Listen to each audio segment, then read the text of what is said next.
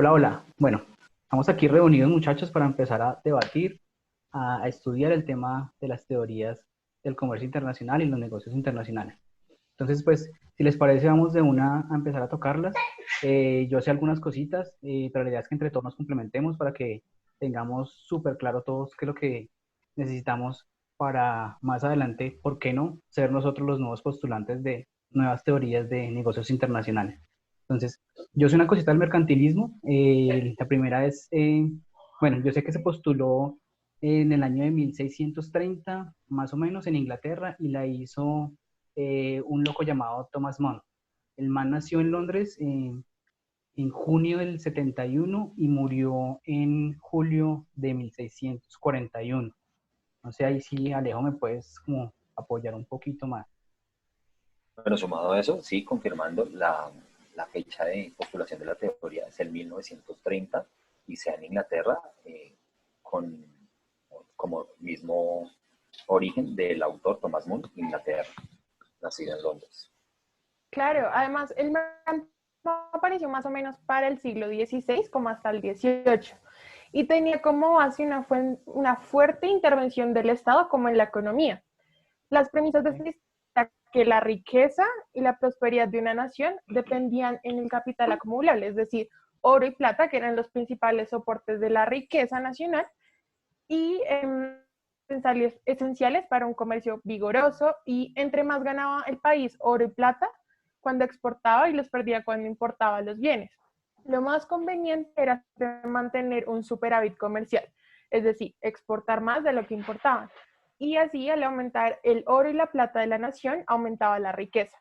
El mercantilismo también recomienda políticas para maximizar las exportaciones y minimizar las importaciones a través de cuotas o aranceles para limitar las importaciones, exportaciones, subsidiarlas. Además de esto, David Hume en 1752 encontró un error en esta doctrina. Él encontró que considerar el comercio como un juego de suma cero era una situación en la que la ganancia económica de un país proviene de la pérdida económica de otro, siempre va a acabar la pérdida en el futuro de la economía. Es cierto. Algunos ejemplos que tenemos de estas teorías son los países europeos. Cada uno en su momento aplicó políticas comerciales para acumular riqueza. Inglaterra, por ejemplo, desarrolló su industria naval, lo que le permitió aumentar el intercambio comercial entre los países europeos y de estos con sus colonias. Y así, junto con el desarrollo industrial de esta nación, se consolidó como potencia comercial y económica en esa época. Por su parte, Francia, con un fuerte intervencionismo del Estado, prohibió la salida de materias primas de su país, incentivó las exportaciones de bienes y desarrolló la industria textil para proveer a los países europeos de prendas de vestir para la corona y para la burguesía. España fue como el que más se desarrolló, se especializó en la acumulación de metales preciosos de las colonias, a quienes los vendía y elaboraba para el desarrollo de su economía. Y prohibió las exportaciones, lo que fue muy importante porque al prohibir la exportación de materias primas y las importaciones de bienes con valor agregado provenientes del exterior, y su papel fue preponderante al reglamentar la cotización del oro y la plata. Italia no se quedó atrás. Utilizó una política proteccionista, incentivó el ingreso de personas de otros países para trabajar en el país y de esta forma aumentó la mano de obra disponible que tenía en su país. Así desarrolló la industria, aumentó las exportaciones con bienes de valor agregado y también se convirtió en un país comercializador que compraba bienes en Asia a bajos precios y los vendía en su país y en países europeos a muy altos precios. Ok, vale, vale. Bueno, sin duda siento que pues, era necesario tomar la primera teoría porque es de las más antiguas de hace bastante siglos. Ahora sería ideal hablar de la teoría de Heckscher y Olin. Son dos autores de la teoría. Heckscher Philip nace en Estocolmo el 24 de noviembre de 1879 y murió en Estocolmo en 1952. Fue un economista sueco, profesor de la universidad y director del Instituto de Historia Económica. Y Bertil Ohlin nació en Suecia el 23 de abril del 99 y muere el 3 de agosto del 79, igual que su, su homólogo, también es un economista sueco, político y profesor de la Escuela de la Universidad de Copenhague y el Instituto de Ciencias Económicas de Estocolmo. también recibe un premio Nobel en 1977 junto con el profesor de economía británico James May. Bueno, pues nos tocó ir por ese premio Nobel también porque vamos a postular de teoría para ganarnos el Nobel. Estos manes postularon esa teoría en el 1919 y 1933, hace casi 100 años. Les llevamos 100 años de experiencia. Lo hicieron en Suecia, estamos en Colombia, donde todo lo podemos hacer. Entonces, vamos por el Nobel. Esa teoría se basa en la dotación de factores y es una teoría que se desarrolló y hoy en día ha aportado a cómo han evolucionado las economías del mundo hoy en día. En ese momento la cantidad de factores de producción que eran la tierra, la mano de obra y el capital con los que cuenta cada país, y los países estaban dotados de múltiples factores, los cuales explican la diferencia de costos. Cuando más abunda un factor, más barato resulta. Las naciones exportarán los bienes que aprovechan más los factores que abundan en su suelo e importarán lo que son elaborados como factores escasos. El esquema de comercio internacional se determina por las diferencias en la dotación de factores, más que por la disparidad entre su productividad. Eso quiere decir que hicieron lo que hoy en día hacen muchos países, y es exportar lo que es como nosotros producir el café, y lo exportamos, y importar lo que no tenemos o lo que nos hace falta en nuestro país o no producimos con la misma facilidad. Claro, por ejemplo, una de las principales importaciones de Estados Unidos provenientes de México son los productos de la industria textil y del vestido. Esta industria ha experimentado una profunda transformación productiva desde finales de los 80 del siglo pasado a consecuencia de la liberación del comercio en América del Norte. Por ejemplo, hasta 1988 la industria textil estuvo enfocada en la producción para el mercado interno, y con la apertura comercial se observa un crecimiento de las exportaciones, así como un importante dinamismo en sus niveles de producción y el empleo. Después del siglo de existencia en México, en 2003, esta industria fue la cuarta actividad manufacturera y la primera por su participación en la generación de empleos. Y más o menos desde 1994 representa una fuente de divisas muy importante y se convirtió en la tercera rama de la industria manufacturera que más exporta. Es el principal proveedor de Estados Unidos de prendas de vestir desde 1997 hasta el 2000. Bien, interesante, interesante. Exacto. Mira, hay otra teoría que es la teoría de la ventaja absoluta. Esta la creó Adam Smith, que nació en Kirkcaldy, Escocia, el 16 de junio de 1723, en Escocia. El 17 de 1790. Fue economista y filósofo escocés, y además es considerado uno de los mayores exponentes de la economía clásica y de la filosofía de la economía.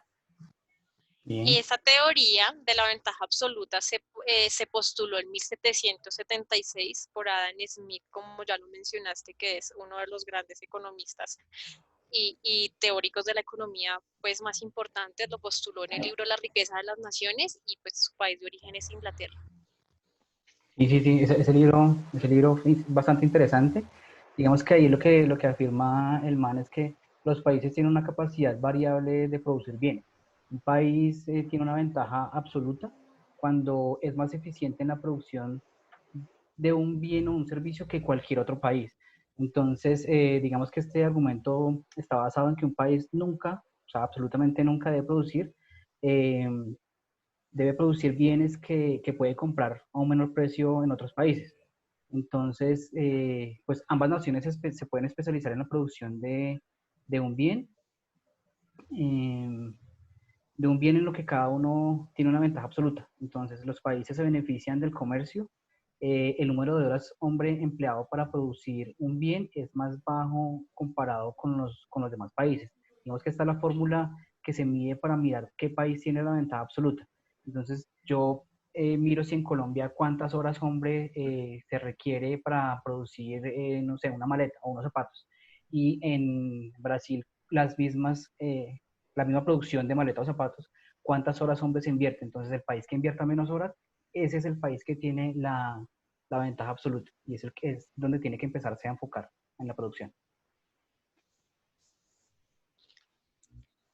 Adicional a eso, un ejemplo más específico basado en el comercio actual es el Canal de Panamá, que abre sus puertas en 1914 y pues logra introducir una de las rutas más importantes para América Latina, por así decirlo, para reducir más o menos unas 6.000 millas que se ahorran ahora en las rutas marítimas. Panamá ha sabido aprovechar la ventaja en su ubicación privilegiada y hasta hoy la mayoría de países comercian gracias a la existencia de este canal. Como resultado, el más beneficiado es Panamá, teniendo grandes ingresos por su ventaja natural y posición geográfica. Vale, vale. Bueno.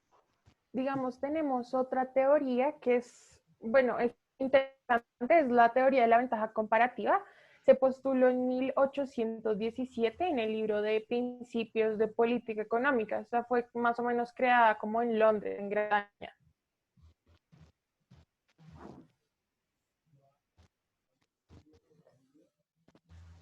Ay, mira, claro, David Ricardo, que nació en Londres, fue el que la creó.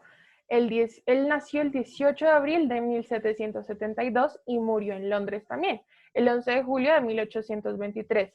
Él fue un inglés de origen judío sefardí portugués y además es miembro de la corriente de pensamiento clásico económico, lo cual es muy interesante. Ahí me perdí un poquito.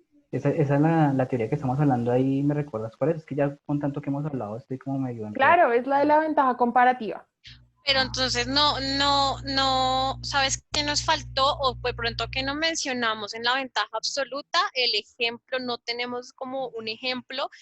Yo les quiero dar un... Ay, no, se desconectó. ¿Quién se desconectó? No, tranquila, ahí estamos todos. No, Ahí estamos todos. ay, no, espérame, no puede ser, ya. No, tranquila, no te preocupes, vamos Vale. en la ventaja comparativa, no te preocupes. Ya ahondamos el tema del ejemplo y ahora estamos en la, sí, Sí, en la en la comparativa. comparativa. Estamos Sí, en la sí, sí. comparativa, ya comentamos algo sobre el autor y no sé si tienes algún dato sobre la fecha de la postulación. Sí, esta se postuló en 1817 en el libro de Principios de Política Económica. Vale. Ok, entrando en la teoría, es conveniente que un país se especialice en los bienes que produce con mayor eficiencia, que es como el sentido común, por así decirlo. Si logras producir algo con mayor eficiencia, ¿por qué no especializarte en eso? Y comprar otros los que producimos con menor eficiencia. Aunque implique comprar bienes en el mismo, podría generar, o sea, aunque implique comprar bienes que el mismo podría generar con eficiencia. Al comercializar, los países implicados pueden aumentar una producción de ambos bienes y logran llegar a acuerdos comerciales. Ambos consumidores de los dos países tienen dos opciones, es decir, puedo importar y exportar el mismo producto, así lo produzca con mayor eficiencia, y otro país lo produzca con mayor eficiencia. Los consumidores van a tener como más de dónde escoger. El mensaje básico es que la producción mundial potencial es mayor con el libre comercio sin restricciones, donde no existan barreras para tener una mayor variedad. Asimismo, demuestra que el comercio es un juego de suma positiva en el que todos los países que participen van a obtener ganancias. Sí, sí, sí. Yo aquí tengo un ejemplo y es que, por ejemplo, valga la redundancia, el aporte de la producción de cacao ecuatoriano a la producción mundial es muy importante, representa más o menos un 3%, aunque es inferior al resto de los países, pero ellos tienen una ventaja comparativa y es que el Ecuador es la calidad de su producto, pues es el primer proveedor de cacao fino y de aroma en el mundo. Al ser Ecuador el principal productor y exportador de cacao fino y de aroma, obtiene premios sobre su precio, sobre su precio internacional y por ende manejando la mayor parte del mercado global. Entonces, pues él debería aprovechar y maximizar su ventaja comparativa. Por tanto, para generar una mayor ventaja, esta ventaja comparativa de la que hablamos, la política debe ser explotar su posición geográfica y natural del Ecuador, creando modelos sustentables que resaltan las bondades que esta variedad ofrece, para así volver a hacer que, por ejemplo, la pepa de oro es uno de los principales productos generadores de ingreso pues de allí. Claro. ¿Qué tal si hablamos de otra teoría? Pues no es tan diferente, pero digamos es la teoría del ciclo de la vida de los productos. Esta que Raymond Vernon, que nació en Nueva York el 1 de septiembre de 1913 y además murió en Nueva York el 26 de agosto de 1999. Fue un economista estadounidense y profesor de la Universidad de Harvard. Ok. La fecha de postulación de la teoría por parte de Vernon se da en 1966 y el país de origen de la teoría, al igual que su autor, fue en Estados Unidos. Ah, ok.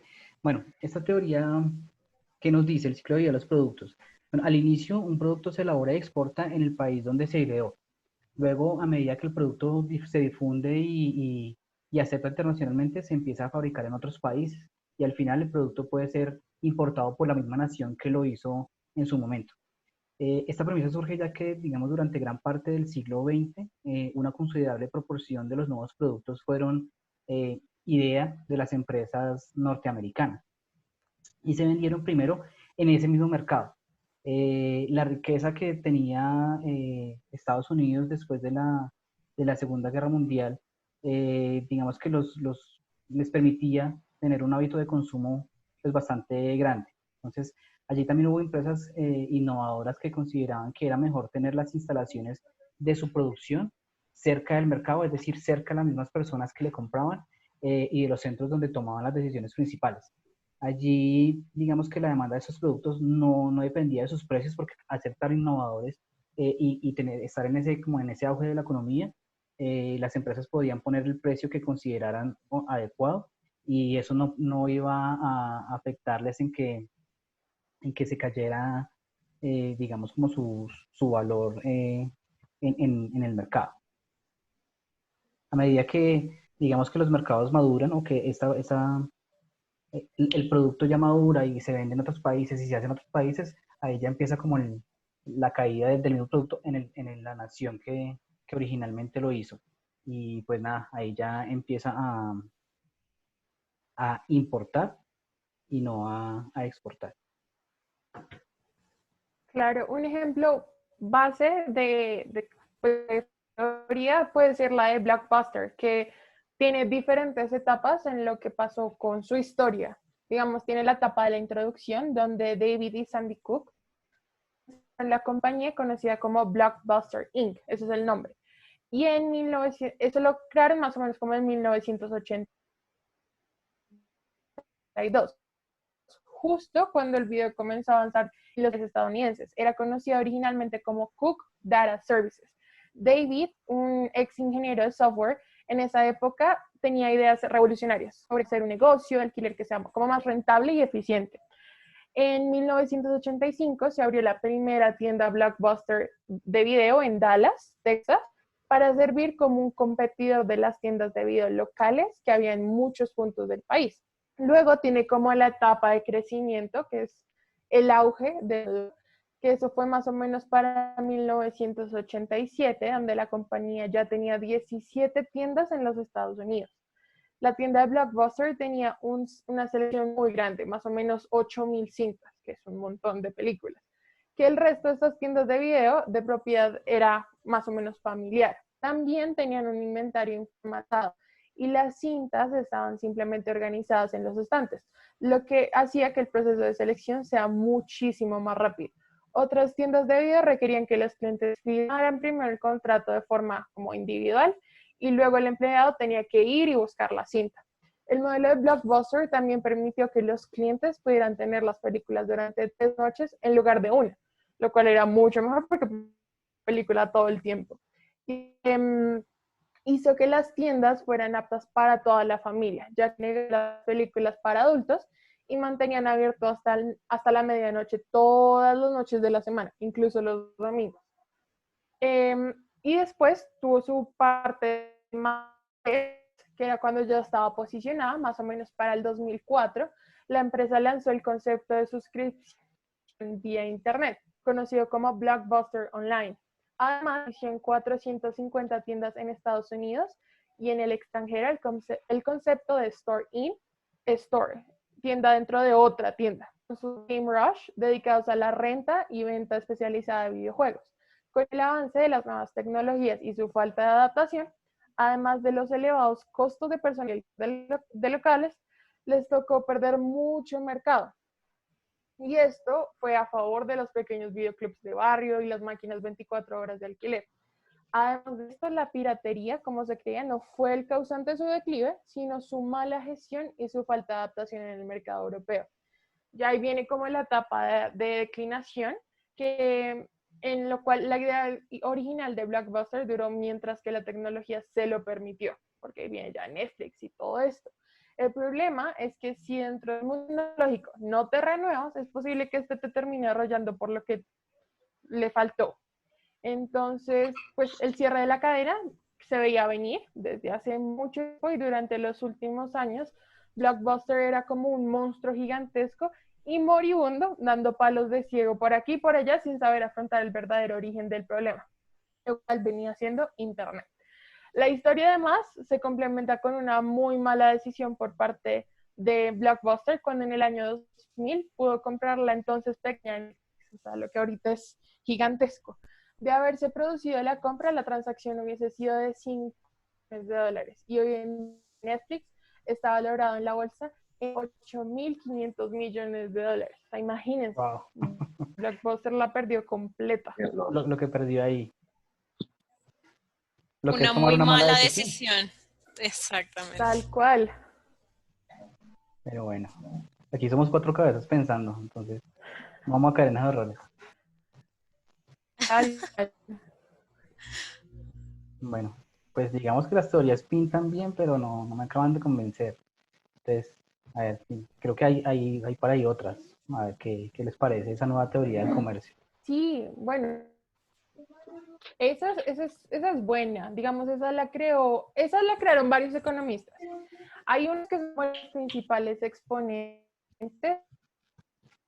Está Paul Robin Krugman, que nació en Nueva York. El economista estadounidense, profesor de Economía y Asuntos Internacionales en la Universidad de Princeton.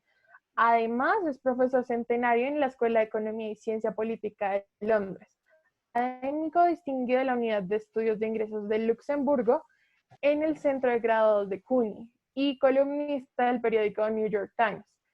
Tenemos otro que es de los fundadores, que es Maurice Obstfeld, si no estoy mal.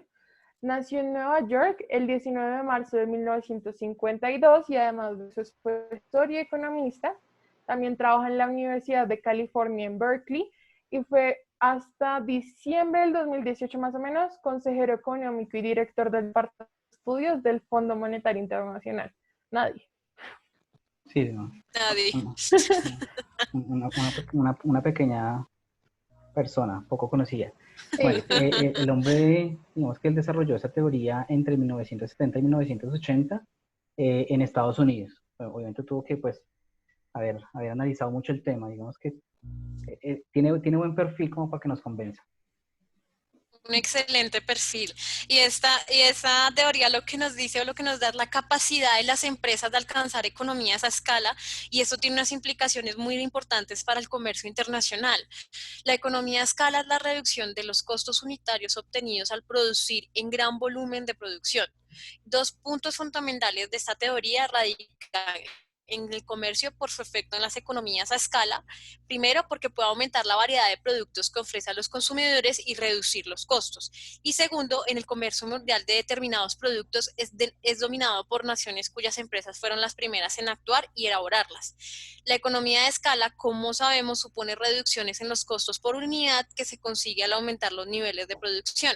Y estas reducciones se producen, por un lado, al dividir los costos fijos de un número mayor de unidades y por otro, al conseguir mejores precios por parte de los proveedores por aumentar el volumen de los pedidos. Como consecuencia de esas reducciones, las empresas pueden contratar a trabajadores más especializados y mejorar sus bienes de equipo, ambos siendo más productivos. ¿Vale? Chicos, ¿me escuchan? Sí, sí, sí, sí. Sí. Aquí estamos. Chicos, Sí, sí, sí, te escuchamos. Te escuchamos. Hola, hola. La conexión está como Está un grave. poco inestable. Está en contra de nuestra postulación para la nueva teoría, pero no va a poder con nosotros. Tal cual. Bueno, pues nada. Digamos que ahí ahí habían como pues unos ejemplos, digamos que pensando en los costos de creación y lanzamiento de un sistema operativo informático, por ejemplo, Windows de Microsoft o iOS de Apple, eh, es de miles de millones de dólares, pero ambas empresas consiguen economías de escala por el número de unidades que venden. Si Microsoft no tuviera un mercado mundial, probablemente no lanzaría la cantidad de programas que lanza actualmente, sino que limitaría el de mayor éxito, pues por la falta de demanda en un sector en el que las economías de escala son esenciales, haría que fuera inviable, salvo a precios mucho más elevados.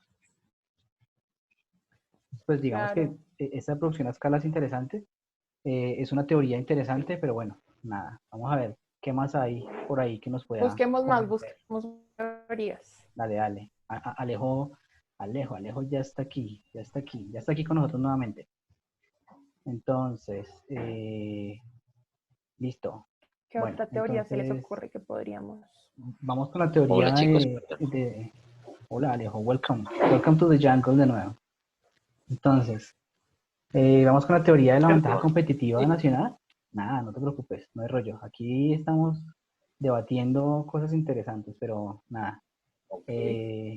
Vamos a mirar la teoría de la ventaja competitiva nacional, que digamos que es de pronto similar a la anterior, pero bueno, ahí esta ya es vista como una especie de diamante. Entonces digamos que Claro, el diamante de Porter, la que es súper famosa. exactamente, sí señora, así es.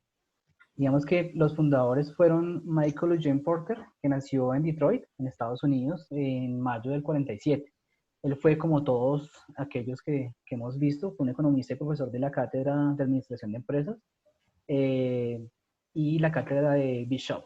William Lawrence en la Escuela de Negocios de Harvard y también dirige el estudio del Institute for Strategy and Competitiveness de la misma Escuela de Negocios.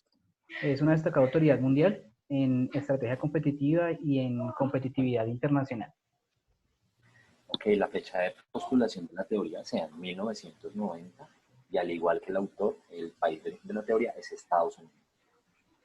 Wow, esa teoría es muy, muy buena. Además, la teoría plantea que existen 4 factores generales en un país que definen como el entorno en que compiten las empresas locales y estos factores promueven o obstaculizan la creación de una ventaja competitiva. A estos 4 factores se los voy a decir así rapidito. El primero es la dotación de factores.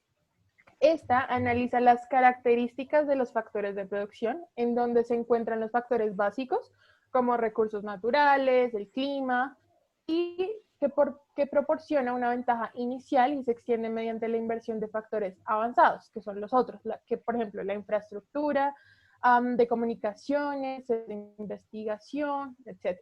Los cuales se ven afectados en la inversión si hay desventajas en los factores básicos. Entonces, uno depende del otro. Hay otro factor que es el de las condiciones de demanda. Esta destaca la función de la demanda interna en el mejoramiento de la ventaja competitiva, ya que las empresas pueden adquirir ventaja dado que los consumidores exigen calidad e innovación en los productos y esto eleva los estándares de la competencia en el mercado internacional. Hay otro que son los sectores afines de apoyo. Inversiones en estos factores avanzados, los que les hablé antes, en sectores afines y de apoyo contribuyen a una firme posición competitiva internacional, dado que las industrias se agrupan en categorías afines y estas se transmiten los conocimientos mediante empleados, conferencias y esto los lleva a que todos se beneficien de la misma información. Hay otro factor. ¿Te parece si nos tomamos una pausa de 2 minuticos? Tomamos agua y retomamos, ¿sí? ¿Te parece? Antes de que continuemos con la última. Entonces ya retomamos. Bueno, hay otro factor muy importante en esta teoría y es el de la estrategia y además la rivalidad entre las empresas. Estas son condiciones que determinan cómo se crean, organizan y administran las compañías. Entonces, pues no, este modelo pronostica el esquema de un comercio y el cumplimiento de estos 4 factores del diamante estimula el desempeño competitivo y afirma que los países deberán exportar productos de sectores en los que estos 4 factores son favorables e importar productos de los sectores en los que no, pues no cumplen estos 4 factores de la mejor manera. Un claro ejemplo pues, de esta teoría es Silicon Valley, porque en condiciones de los factores de producción es una zona donde hay muchas empresas de un sector determinado, en este caso tecnológico, y cuentan con profesionales muy calificados, que creo que en todo momento escuchamos los profesionales de Silicon Valley. Frente a condiciones de la demanda, son empresas tecnológicas que trabajan en un ambiente de innovación constante y pues debido a ello siempre son más exigentes y cambiantes en el mercado de la tecnología. Frente a los sectores relacionados y de apoyo, tenemos esta zona tanto a las empresas matriz como a empresas proveedoras de estas primeras y muy prestigiosas a nivel mundial. Y la estrategia de estructura y rivalidad en el ambiente Silicon Valley es muy alta la competencia y la rivalidad, el cual favorece la competitividad global en este sector. Ahora, como para cambiar de teoría, y ya nos especializamos mucho en esto.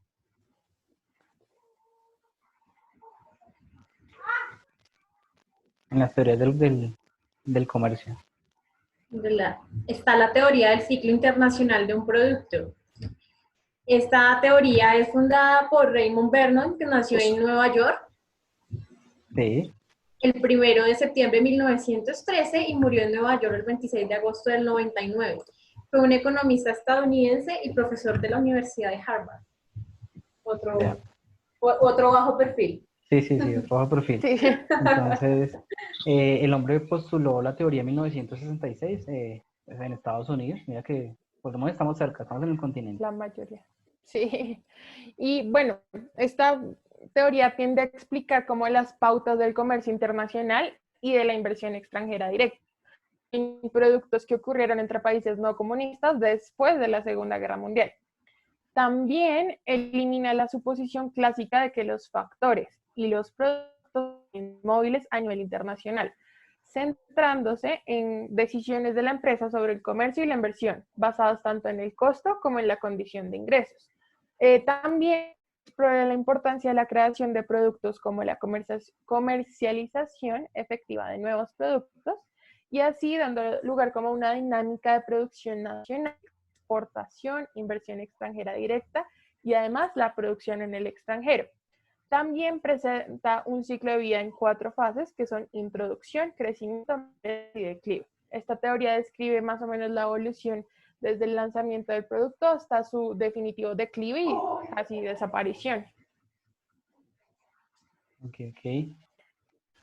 Bueno, no sé si quieren hablar como de otra teoría de pronto, que es como la de la competencia monopolística. Esta la creó John Rawlinson, que nació en Camberley, Reino Unido, el 31 de octubre de 1903 y murió en Cambridge, Reino Unido, el 5 de agosto de 1983. Ella fue una economista inglesa que formó parte de la denominada escuela post-keynesiana de Cambridge, Inglaterra. Wow. Okay. Una mujer. Bien, bueno, bien. la fecha de postulación de la teoría fue por Robinson en 1937 y más tarde se da una aplicación en la inversión extranjera directa en 1976 por Stephen Heiner. El país de origen pensamos que es en Inglaterra por La nacionalidad. La nacionalidad. Claro. Esta teoría y su aplicación la aplicación de la competencia monopolística específicamente a los contratistas internacionales han llevado a una exploración de elementos como el acceso a los factores de producción y a los consumidores, así como a las economías de escala adicional en la producción, distribución y todo lo que tiene que ver. Las imperfecciones del mercado incluyen muchos factores que subrayan el éxito del contratista internacional. Por ejemplo, la tecnología patentada y economías de escala en la producción donde quieren operar, ya sean con intervenciones gubernamentales o que alteren costos y ventajas. Por lo tanto, da un análisis de la característica que permite a las empresas obtener beneficios por encima de la medida de otras compañías. Este análisis se ha utilizado para estudiar los factores que han llevado a la operación exitosa de las compañías transnacionales. Por el hecho de las operaciones transfronterizas no es un elemento necesario en la teoría. Ok, bueno, aquí como ejemplo, ustedes tienen hijos. ¿Cierto? No todos, pero sí. Yo tengo hijos, por ejemplo. Entonces Yo sí. aquí un ejemplo tenemos el mercado de ropa para niños, que las empresas no venden ropa idéntica. Uno puede ir a un almacén y conseguir una camisa, un pantalón, y va a otro y no lo consigue igualito, todas son diferentes. Efectivamente, pues se diferencian. Digamos que ahí la diferencia, perdón, valga la redundancia, es la calidad, el diseño o el servicio en la venta. Esto puede hacer que cada empresa tenga cierto poder de mercado modificando los precios sin ser ninguna de ellas la que tenga el poder dominante en el mercado de ropa de niños. Existen multitud de ejemplos de competencias monopolísticas aparte de esta, pero pues digamos que no obstante en muchos de ellos, aunque operen un gran número de empresas, hay dos o tres que tienen un poder superior al resto. Y a veces esto nos puede parecer más un mercado oligopolístico que uno de competencia monopolística. Digamos que ocurre, por ejemplo, en el caso de la comida rápida, el cual, a pesar de tener las características de un mercado de competencia monopolística, está claramente dominado en Estados Unidos, por ejemplo, por McDonald's y Burger King. Claro, son las principales en todo el mundo. Y igual aquí también se ve, en Colombia también vemos el dominio de estas marcas, tal vez en compañía de Presto y Corral más nacionales, ¿no? Exacto. Bueno, ahora pasando a la teoría de la internalización, vamos a hablar de sus fundadores. Mark Casson, que nació en 1945, es un economista británico y académico, profesor de economía de la Universidad de Inglaterra y fue jefe del departamento y director del Instituto del Centro para el Desempeño Institucional entre 1987 y 1994. Otro de los autores de la teoría es Peter Jennings Buckley, nació el 11 de julio de 1949, es profesor de negocios internacionales de la Universidad de Leeds y director del Centro de Negocios Internacionales en la Universidad de Leeds también. Claro, bueno, PJ Buckley la desarrolló, bueno, PJ Buckley Casson la desarrolló en 1976 y Ruckman la desarrolló en 1981. Todo esto lo hicieron en Reino Unido, en Inglaterra. Ok, bueno, ya salimos de América, ya vamos más para Europa. No, es que esta teoría se refiere a aquellas empresas que optan por tener el control total de sus productos o servicios, eliminan gran parte de aquella competencia de otras organizaciones, optan porque toda la producción, distribución y consumo de sus productos sea propio. Digamos que esta teoría se centra en la economía de la integración vertical y horizontal, que va con énfasis en la ventaja de la empresa individual en lugar de la industria como tal. Es mantener las decisiones internas, creo que esto es lo que aboga mucho esta teoría, que es mantener las decisiones internas, aplica para empresas nacionales e internacionales, que, y da cierta ventaja adicional a aquellas empresas con característica mundial.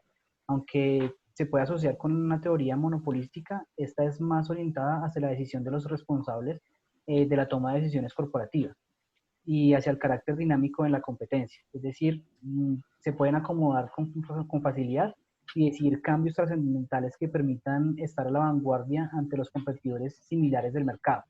La teoría de la internalización explica un intento de las empresas, similar a los gobiernos, de eliminar algunas fuerzas del mercado en su toma de decisiones. El objeto es lograr apropiarse, tener mayores ganancias mediante decisiones internas, en lugar de ir continuamente al mercado para adquirir recursos utilizados diariamente o para realizar ventas solo en mercados al contado. Interesante. Interesante esa teoría. Sí, aquí ya, pues nada, creo que podemos seguir con otra que es la teoría sobre el costo de la transacción. Esa teoría pues digamos que fue postulada por Oliver Eaton Williamson, que nació en Wisconsin el 27 de septiembre de 1932. Como raro, es economista estadounidense, se hizo popular por sus estudios en el campo de la economía de costos de transacciones y fue laureado con el premio del Banco de Suecia de Ciencias Económicas en memoria de Alfred Nobel en el 2009 junto con Eleanor Armstrong. Esa teoría se postuló en 1989 y volvimos a América porque es de Estados Unidos. Wow. Mira.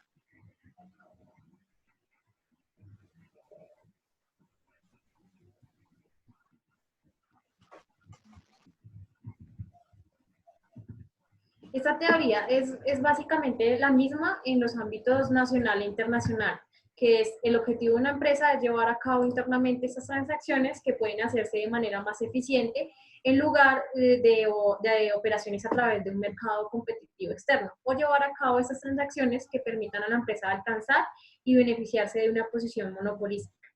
El concepto de costo de transacción diferente al costo de producción neoclásico. Surge en esta perspectiva teórica al reconocerse la existencia de fallas en el mercado asociadas con la racionalidad limitada y el oportunismo de los agentes, así como la incertidumbre que caracteriza los mercados.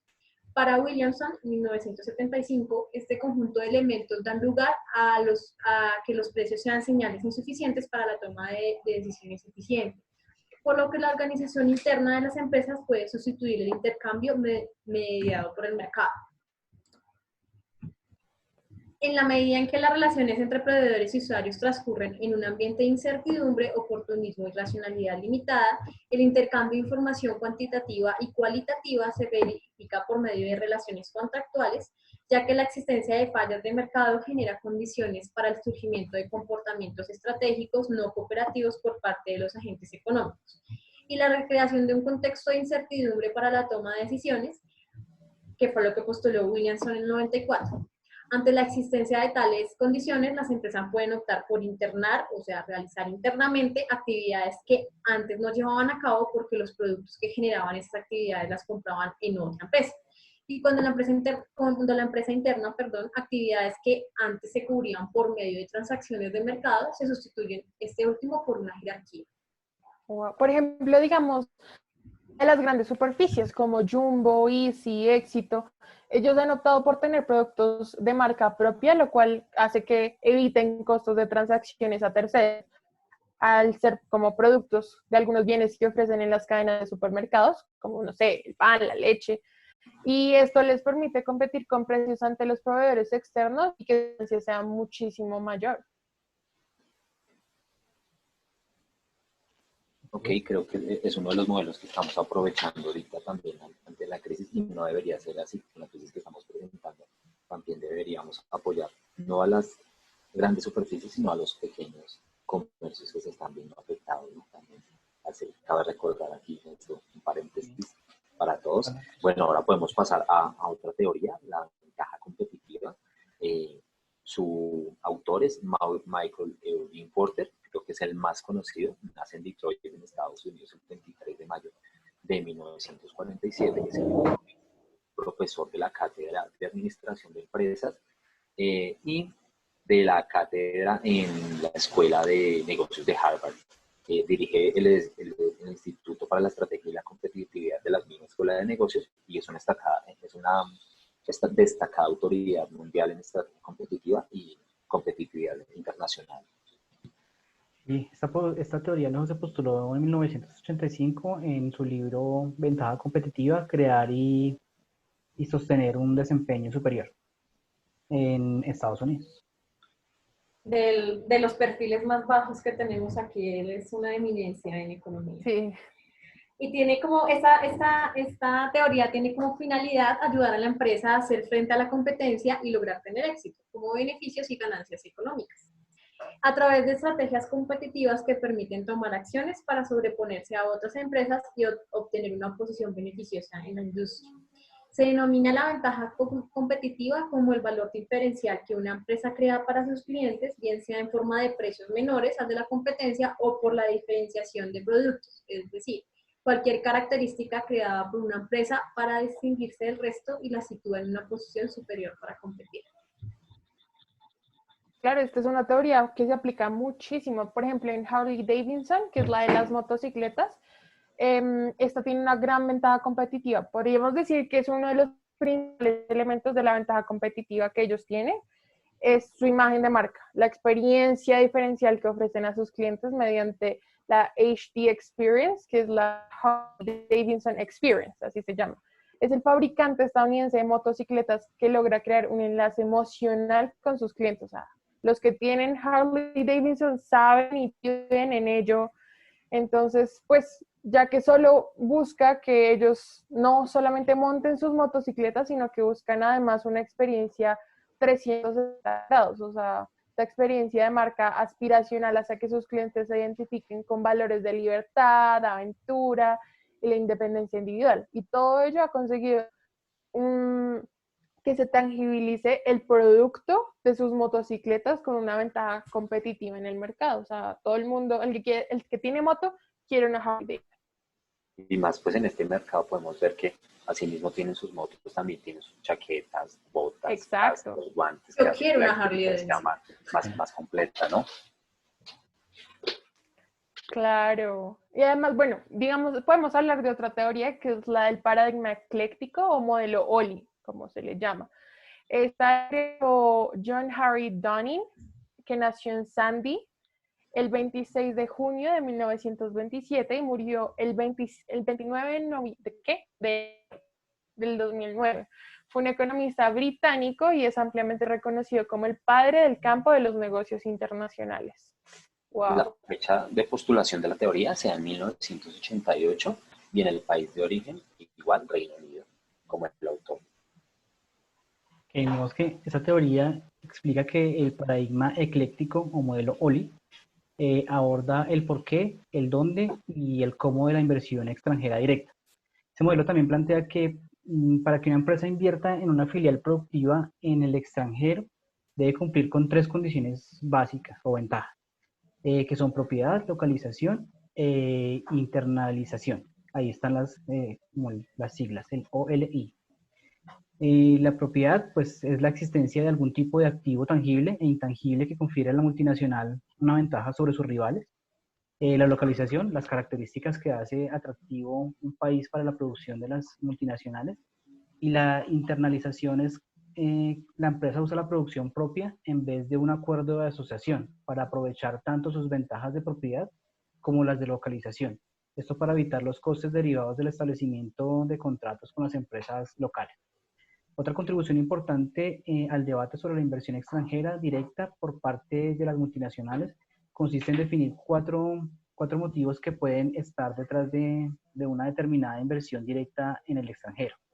La búsqueda de nuevos mercados, la búsqueda de recursos, búsqueda de eficiencia, búsqueda de activos creados. Se trata de obtener activos estratégicos con el objetivo de proteger o aumentar las ventajas de propiedad de la propia empresa y de reducir las de la competencia.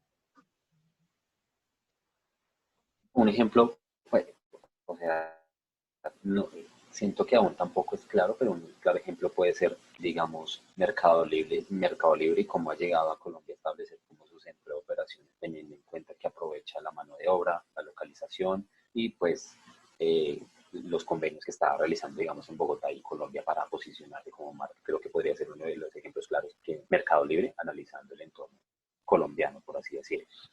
Bueno, cambiando de teoría, perdonarán en inglés, la teoría National Market Arbitrage, no sé si se pronuncia, o me puede corregir, por favor. Sí.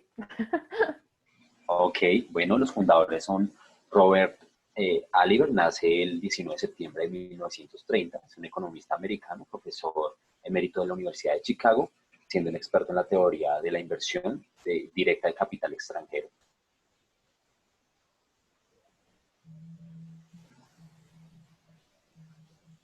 Claro, esta teoría pues fue postulada más o menos en 1970 en Estados Unidos y explica, o bueno, se ha utilizado para explorar la cuestión de la diversificación a nivel nacional e internacional, incluidas las opciones para la deuda internacional, o sea, como la deuda y capital y los flujos de capital, pero es menos útil analizando la inversión extranjera directa que las formas de inversión no binaria, la inversión de cartera. Además, ha examinado la capacidad de los contratistas internacionales para arbitrar las condiciones financieras nacionales, es decir, normas y todo lo que conlleva los mercados. El análisis de Aliber, además, se centra en una diferencia significativa entre los negocios nacionales e internacionales, a saber que las empresas nacionales deben pasar por la barrera cambiaria. Bueno, pues ahí tenemos como para que podamos elegir y adherirnos no tanto a lo mejor, sino a hacer la fusión que estamos esperando. Y como eso es un negocio internacional y la idea es la globalización, entonces, pues vamos a hacer nuestras conclusiones en inglés. ¿Qué les parece? Eso me parece. Sí, eso fue teorías a través de la historia, ¿no? Porque vamos por toda la historia hasta los tiempos más recientes. Exacto. Y vamos a hacer historia Cierto. nosotros también. Bueno, entonces voy a empezar yo con mi conclusión en inglés. Vamos a ver qué tal estamos con el inglés. Hay que practicarlo. Pero bueno, in conclusion, several theories on international trade and business have been raised during the history.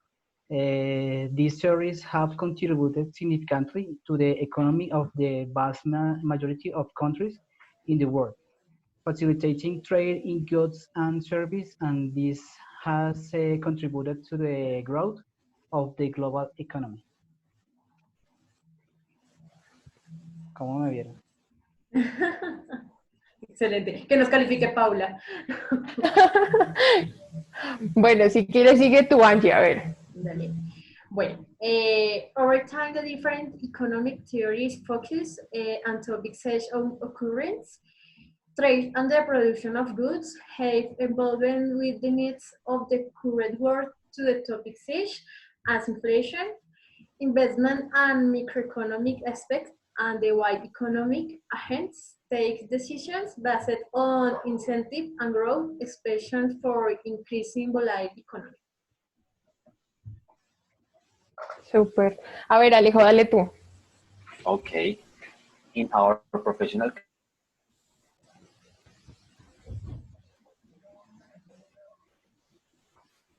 Ay, se cortó.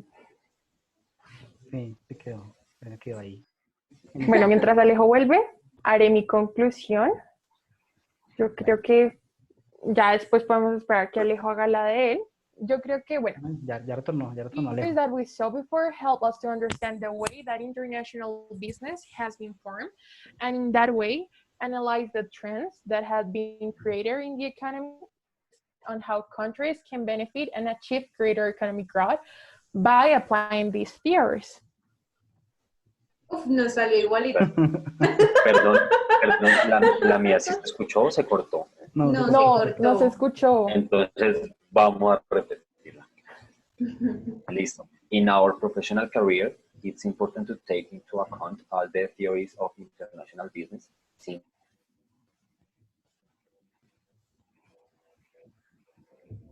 Siempre se corta en la mitad. Se le corta en la mitad. Creo que se asustó. Después de escucharte a ti, creo que nos hubiéramos asustado. Lo asusté. No se escuchó. No, ahora Otra sí. vez, otra vez. Vamos otra vez. Entonces, ahora sí me están escuchando. Sí. Sí. In our professional career, it's important to take into account all the theories of international business, since they are the basis for the transactions in the globalist world. With this base, we can begin to generate strategies that are adapted to our work project and our life project. Ahora Okay. sí. Ahora sí. Ahora Bueno. es completica. Bueno, muchachos, pues muchas gracias por este espacio de estudio, me pareció súper chévere. Y pues nada, vamos a ver qué nos inventamos, con qué teoría salimos. Muchas Eso, gracias ¿qué sacamos de chicos. todo esto? Ajá, así es. Muchas gracias, chicos. Muchas Gracias. gracias, chicos. Gracias. Muy bien.